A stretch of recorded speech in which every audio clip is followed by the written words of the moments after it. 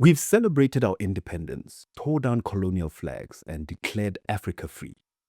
Free to choose our own path, free to control our own immense wealth, and we believed the scramble was over.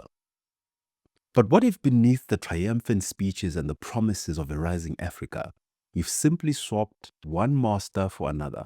This time, they're wearing better tailoring, offering no strings attached loans, and building our highways with their names on the contracts and our most precious minerals as collateral. And once again, the question is not what they want. We already know what they want. The uncomfortable question: has Africa simply been recolonized? I'm your host, Tladipi Libita. Welcome to In Perspective, where every issue deserves a closer look.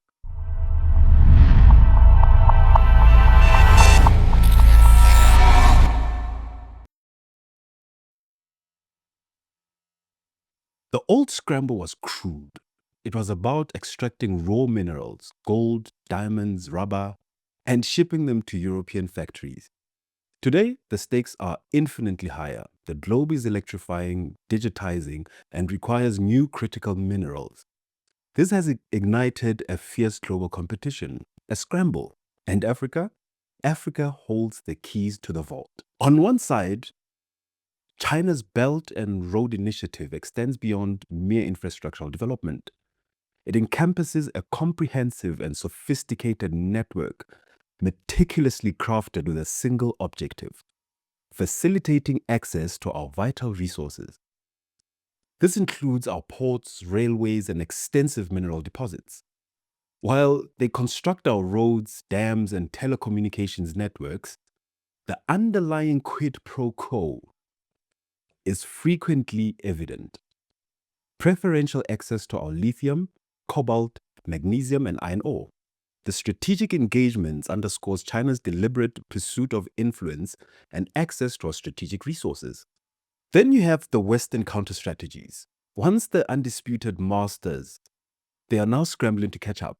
New partnerships, new investment initiatives, new premises and promises of ethical sourcing. But these are just defensive moves aimed at securing supply chains and countering the rising influence of Eastern powers.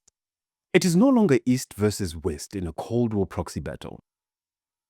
It is a global competition for raw materials, and Africa is the chessboard. The bitter truth is, we find ourselves once again the focal point of external ambitions. The resource vault, the strategic price, and the question remains: are we the beneficiaries of development or merely the resource base for someone else's industrial revolution? Are we witnessing the birth of new partnerships or the quiet arrival of new masters? No country has transformed Africa's physical landscape in the 21st century more than China. The China-Africa trade volume sits at over $250 billion a year, and China has built over 6,000 kilometers of railways and roads across the continent.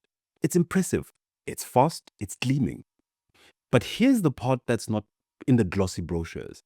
China now holds over 145 billion US dollars of African national debt. Many of these projects are built with Chinese loans. Many of them come with Chinese labor, and many of them saddle African nations with mountains of debt. In Kenya, the standard gauge railway, touted as a flagship Belt and Road project, ran massively over budget. And who profits from the Mombasa port that was nearly collateralized? In Zambia, debt obligations have severely limited the government's ability to invest in essential services like healthcare and education. And in Angola, their oil for infrastructure deals have often left the average citizen wondering where the wealth truly went. In Lesotho, the Chinese-built roads are there. The gleaming parliament building, the construction projects, the digital infrastructure provided by Huawei, they are all visible. But so is the debt. So is the outsourcing. And so the question is, what do we really own when everything comes at a cost we did not even calculate? When the debt trap diplomacy, myth or reality, looms over our future? China may be the most visible, but it's not alone. Russia, through the Wagner Group, has taken up unofficial residence in Central Africa. Mali and Libya offering guns for gold and silence for sovereignty. Their charm offensive includes summits, promises of free grain, and military training. But are they really stabilizing forces? The situations in the Central African Republic, Mali, and Sudan may suggest a dark answer. They don't just want our minerals, they want influence and geopolitical chess pieces. And our leaders, some of them, are giving it to them. The grab continues. Turkey has rapidly emerged as Africa's largest builder, with construction firms reshaping skylines from Somalia to Senegal. Turkish Airlines acts as a powerful soft power tool connecting our capitals directly to Istanbul, while Turkish religious and cultural initiatives, including mosques, serve as a quiet but effective arm of their foreign policy. Then there is the United Arab Emirates. They are quietly but rapidly amassing influence, buying up strategic African ports from Somalia to Djibouti and building a stealth real estate empire in urban Africa. Their investments are more linked to complex financial flows, with whispers of them allegedly facilitating gold laundering for Kremlin linked entities.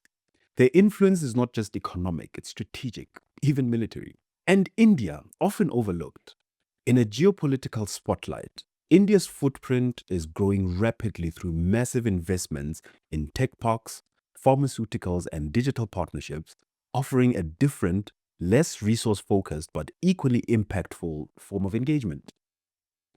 The US strategic interests increasingly focused on countering rising influence and securing critical mineral supply chains for their own industries.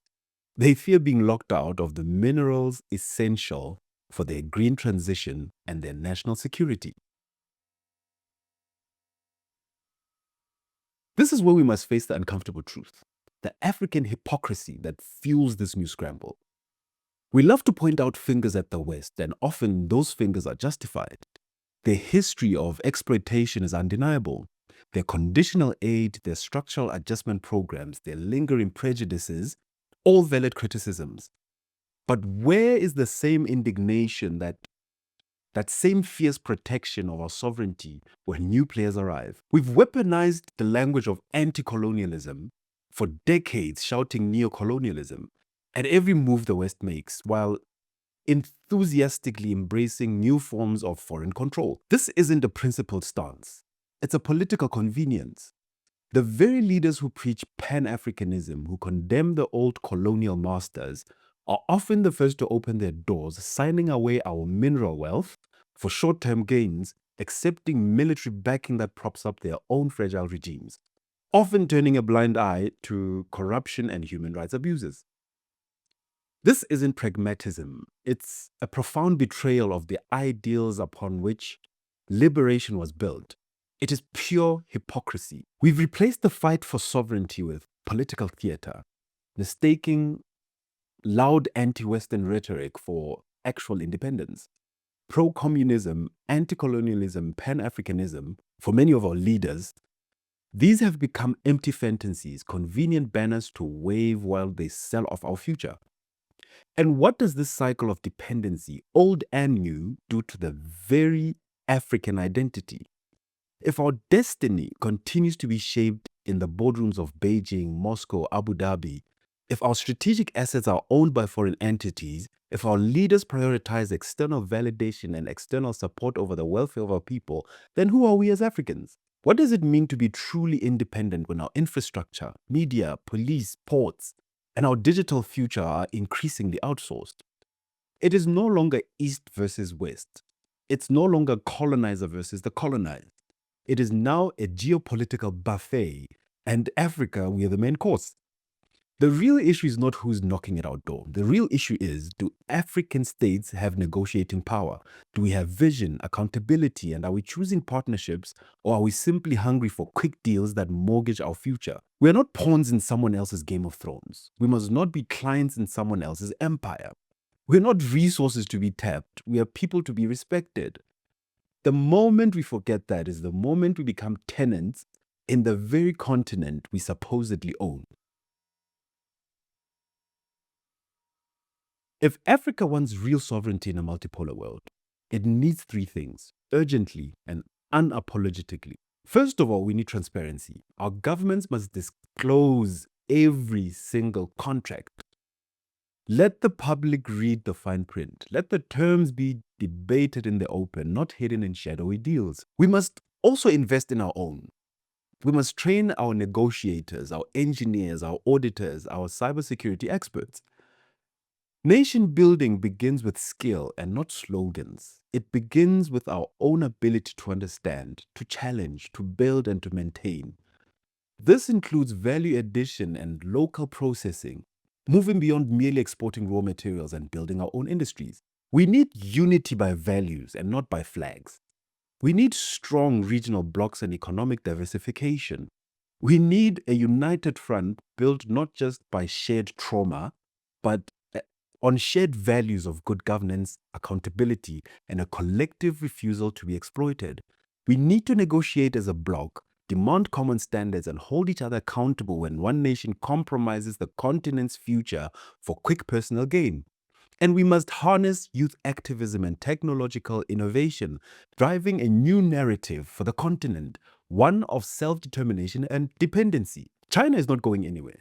Neither is the West, nor the new breed of power brokers. But we get to decide who we are in relation to them. Are we partners or are we just mere pawns? The next scramble for Africa isn't happening behind closed doors. It's happening in broad daylight. And the only thing worse than being exploited is pretending that we're not. We must stop mistaking exploitation wrapped in silk for partnership. The continent's future isn't in Moscow, Beijing, Washington, or Brussels. It's in what we demand from those who walk our corridors of power. We can trade with everyone, but sell our souls to no one. Africa doesn't need new masters. It needs honest leaders, alert citizens, and a continent that finally owns up to its own hypocrisy. This is In Perspective. And if you found today's video very insightful, give it a like, subscribe, and share to keep the conversation going. Karibonani chipinga chidao. Inda.